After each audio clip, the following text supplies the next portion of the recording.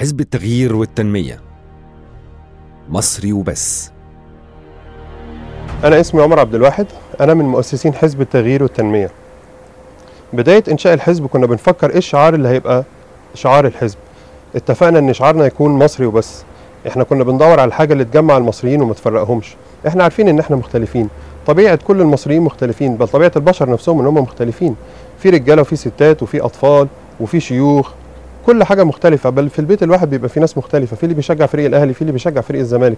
لكن في الآخر لما نيجي عند مصر إحنا كلنا مصريين. عشان كده إحنا حبينا إن يكون شعارنا في الحزب هو شعار مصري وبس. ندور على الحاجة اللي تجمع الناس تحت حب مصر، تحت راية مصر، ما نفرقهمش. لما كنا في حرب 73 كنا كلنا مصريين، ما كناش بنحارب عشان احنا مسلمين او عشان احنا مسيحيين، لكن كنا مصريين. عشان كده لما نيجي نبني بلدنا لازم نبني بلدنا بنفس المبدأ، ان نكون كلنا تحت راية مصر.